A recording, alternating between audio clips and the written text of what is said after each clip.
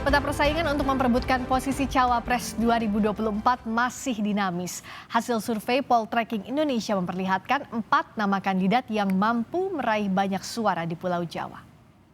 Oke, kita jalan ya. Ini protap langsung ya. Oke, jalan.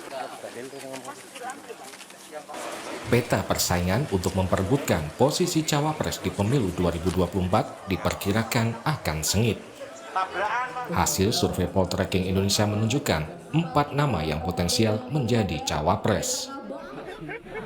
Nama Erick Thohir, Ridwan Kamil, Sandiaga Uno, dan Agus Harimurti Yudhoyono memiliki elektabilitas tinggi di Pulau Jawa.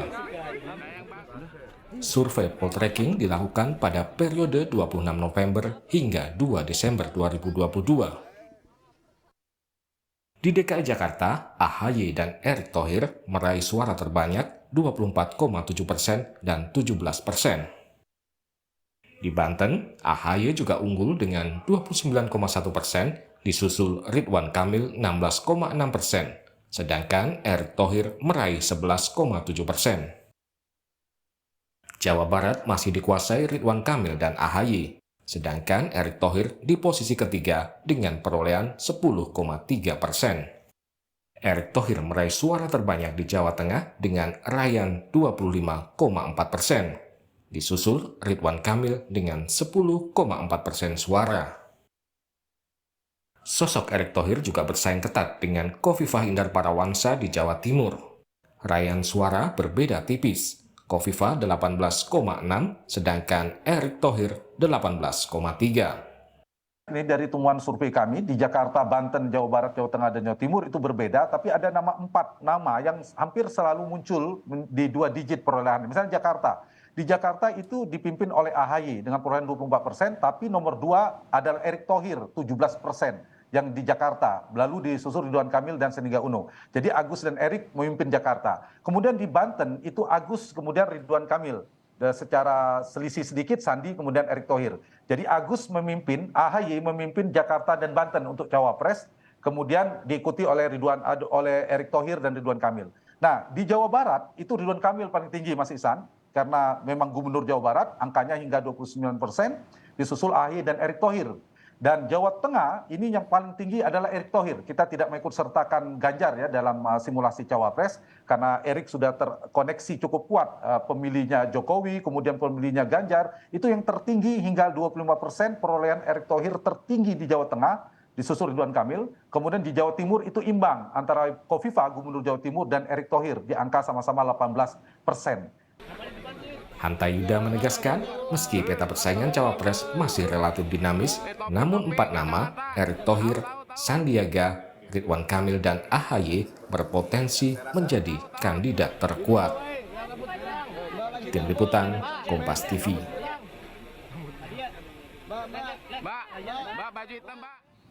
Survei Poltreking Indonesia menunjukkan ada 4 nama yang berpotensi kuat maju sebagai Cawapres 2024.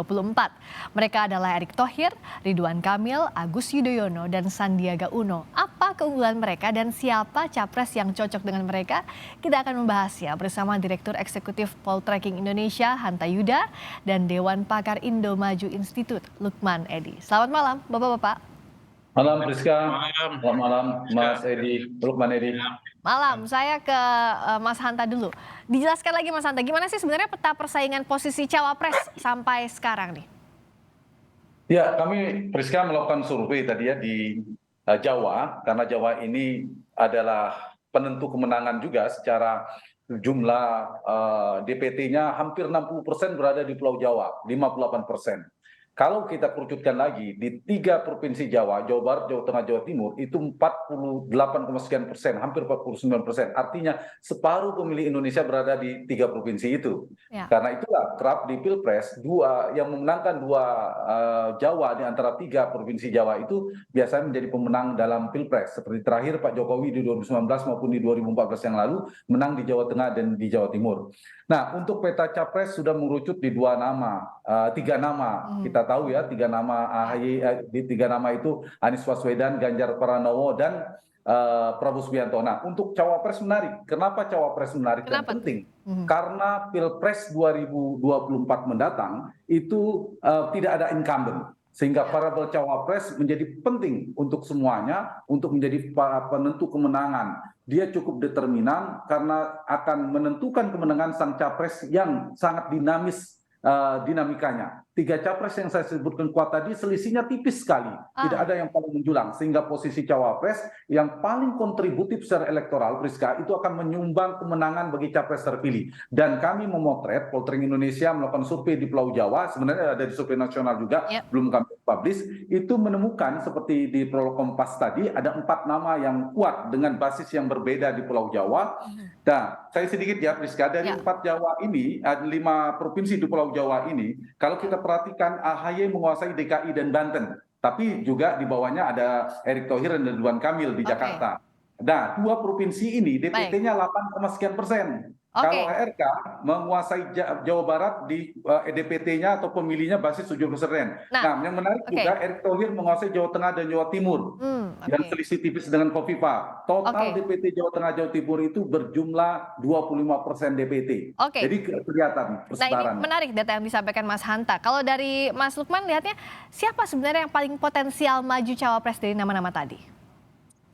Ya, saya membaca ada fenomena menarik di Pak Erick Thohir ya.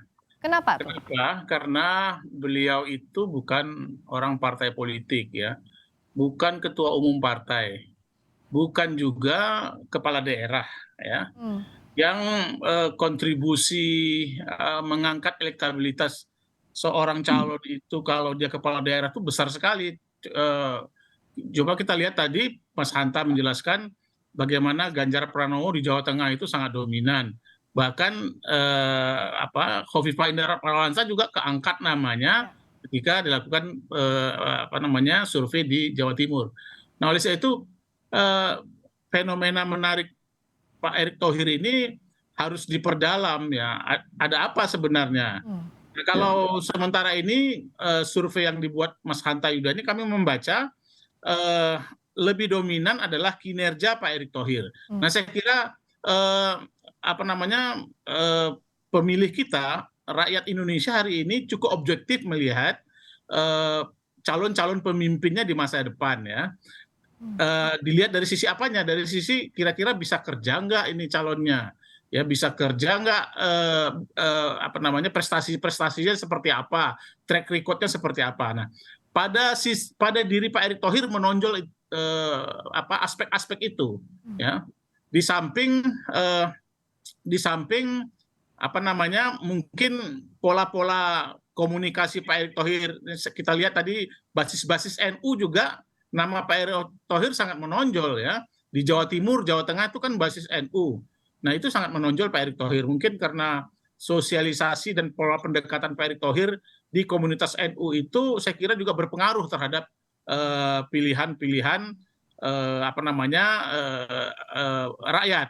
Nah, kemudian di menilai kinerja Pak Erick Thohir di kabinetnya Pak Jokowi. Nah, mungkin sebahagian dari rakyat kita ini sekarang ingin adanya keberlangsungan pembangunan ya, ingin adanya keberlangsungan pembangunan. Nah, dan itu bisa dijawab ya, apa yang dilakukan oleh Pak Jokowi selama ini dan kedekatan komunikasi hubungan kerja yang baik antara Pak Erick Thohir dengan Pak Joko Widodo sebagai Presiden Indonesia hari ini juga itu berpengaruh terhadap pilihan rakyat yang dilakukan survei oleh Mas Hanta Yuda. Nah, saya tidak bisa tidak bisa memperkirakan seandainya misalnya pada saatnya nanti Pak Erick Thohir itu ada partai memberikan dukungan kepada beliau ya, seperti Pak AHY ya, Pak AHY yang masuk dari 3 besar yang disampaikan oleh Pak Hanta Yuda, kan dia jelas dukungan partai politiknya jelas, dia sebagai ketua umum partai ya. Begitu juga dengan Pak Sandi Uno, partai politiknya juga dia adalah orang partai politik hari ini di Gerindra. Kemudian dia punya pengalaman elektoral juga karena 5 tahun yang lalu dia atau 3 tahun yang lalu dia juga sebagai calon. Sisa-sisa elektabilitasnya masih ada. Tapi Pak Erick Thohir ini kan fenomena baru ya, fenomena baru. Baik. Nah, soal fenomena tadi gimana Mas Hanta lihatnya dan siapa capres yang cocok? Kalau tadi Pak Lukman bilang ada fenomena Erick Thohir yang menarik. Siapa capres yang cocok? Ya, sebelum ke situ saya akan ke sana nanti. Satu, betul terkonfirmasi salah satu faktor yang mendukung karena kinerja menteri.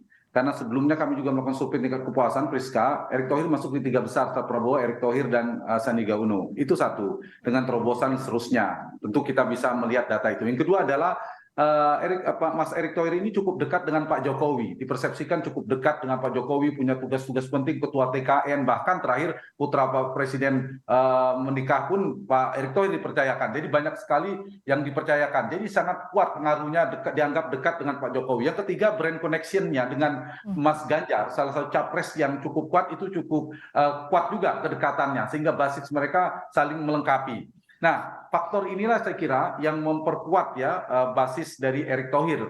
Kemudian yang faktor lainnya, kalau kita lihat di mana basis-basisnya itu. Basisnya satu ada pemilih Pak Jokowi. Pemilih Pak Jokowi itu kalau kita dalami, kita tracking lagi, itu capresnya lebih preferensinya ke Ganjar Pranowo lebih banyak ketimbang capres yang lain. Cawapres itu paling banyak ke Mas Erick Thohir dibanding cawapres yang lainnya, meskipun juga tersebar ke Kang Ridwan Kamil dan seterusnya. Yang ketiga basis NU, seperti tadi Mas Sukman katakan, sebagai ketua Banser anggota kehormatan Banser NU, kedekatan dengan para kiai dan kedekatan struktur NU itu juga memberikan dampak insentif kepada Mas Erick Thohir secara elektoral. Yang keempat dari sisi demografi, pemilih muda dan kelas menengah itu menjadi basisnya Mas Erick Thohir. Nah, saya ingin menjawab ke Priska. Ya, Untuk seorang capres mendapatkan siapa cawapres yang kontributif bagi dia, ada 2 strateginya. Apakah pilihannya memaksimalkan basis si capres yang sudah ada, seperti misalnya kalau Anies cari di Jawa Barat dan di Jakarta dia cari figur cawapres yang di situ juga untuk memperkuat, misalnya AHY, yang seperti misalnya Ganjar mengambil Erick Thohir karena sama-sama Jawa Tengah Jawa Timur, atau yang kedua memperluas ceruk. Nah, keunggulannya karena saya ditanya tentang Mas Erick Thohir, Pak Erick Thohir ini keunggulannya dia bisa menjadi cawapres yang bisa memaksimalkan basis Ganjar Pranowo, tapi juga bisa memperluas ceruk Ganjar Pranowo yang masih lemah seperti di Jakarta tadi datanya kita lihat, kemudian di Jawa Barat. Nah, sehingga kalau persepsi selain analisa saya dari persepsi publik yang paling pas memang berpasangan dengan Ganjar Pranowo.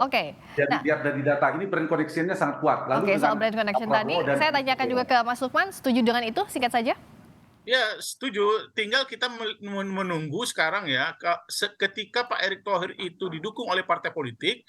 Dan kemudian jangan lupa loh ya, Pak Erick itu kampung halamannya Sumatera. Sumatera belum disurvei oleh Pak Hanta Yuda.